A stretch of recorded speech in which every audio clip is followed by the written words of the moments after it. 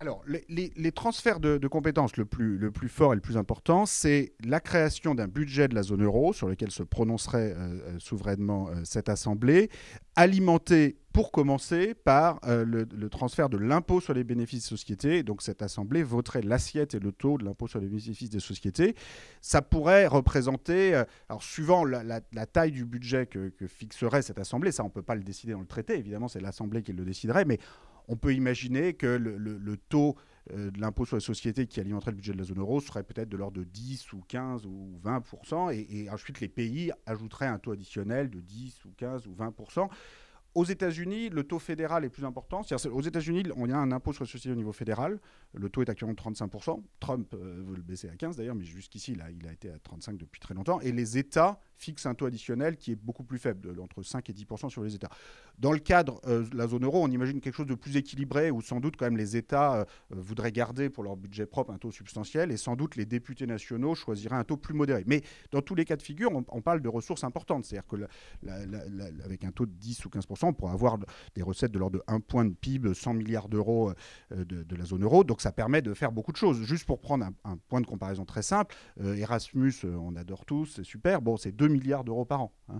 Alors que par contre, les remboursements d'intérêts que les pays de la zone euro se versent à eux-mêmes, puisqu'il s'agit au total d'une dette interne au niveau de la zone euro, c'est de l'ordre de 200 milliards d'euros par an, hein, pour 2 milliards dans Erasmus. Alors je ne dis pas qu'il faut exactement inverser les proportions, mais on pourrait quand même se rapprocher de l'équilibre. Donc quand vous avez un vrai budget de 100 milliards, ça permet d'investir prioritairement dans la formation, dans les énergies renouvelables. Donc le traité donne cette possibilité, c'est-à-dire fixe la possibilité pour un budget de la zone euro de développer des politiques d'investissement favorisant la convergence sociale et économique des pays membres de la zone. Mais ce sera le travail justement de cette Assemblée de le voter. Le traité ouvre des possibles. Par ailleurs, l'Assemblée de la zone euro serait aussi compétente pour superviser tous les mécanismes qui ont été mis en place dans le cadre des traités de 2011-2012 et qui pour l'instant sont régulés dans la plus grande opacité. Donc approbation de toutes les nominations à la Banque centrale européenne, au mécanisme européen de stabilité, préparation de toutes les réunions concernant la supervision de l'union bancaire. Sur la question des règles budgétaires, l'article important du traité, qui est un traité en construction, on peut aussi ajouter des articles pour transférer plus de compétences, préciser certaines, c'est une base de discussion qui a au moins le mérite d'être très, très précise par rapport au programme d'autres candidats qui font 2 lignes, hein, sur la question de l'Europe. Là, on a un travail qui permet au moins de discuter. Il y a un article sur la question de la mutualisation des dettes qui est important, qui prévoit la possibilité, si l'Assemblée de la zone euro en décide, de mutualiser, de faire un fonds commun pour l'ensemble des dettes publiques des pays de la zone euro excédant 60% du PIB. En fait, on reprend là une proposition qui était celle du Conseil des économistes allemands conseillant la chancellerie allemande qui avait été faite fin 2011, qui n'avait pas été repris malheureusement par la chancellerie. Mais je précise, ce Conseil des économistes, c'est vraiment tout sauf un repère de gauchistes, des gens très sérieux qui avaient dit, voilà, on ne peut pas continuer d'avoir une monnaie unique avec 19 taux d'intérêt différents sur lesquels les marchés spéculent.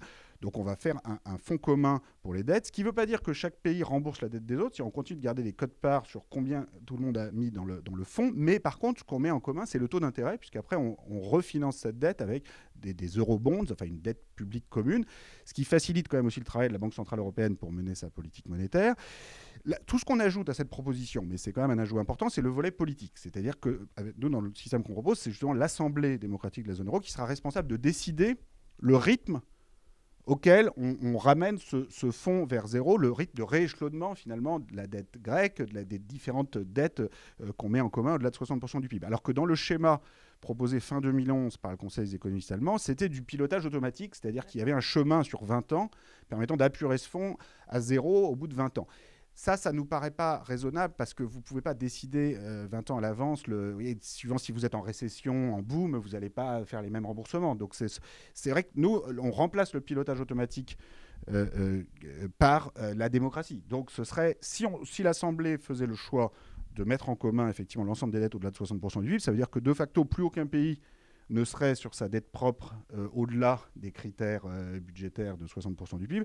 Et donc tous les mécanismes automatiques sur le site de déficit s'effaceraient, puisque de facto, ce serait l'Assemblée démocratique de la zone euro qui deviendrait compétente pour décider du rythme de rééchelonnement de cette dette et de remboursement de ce fonds. Donc c'est faire confiance à la démocratie.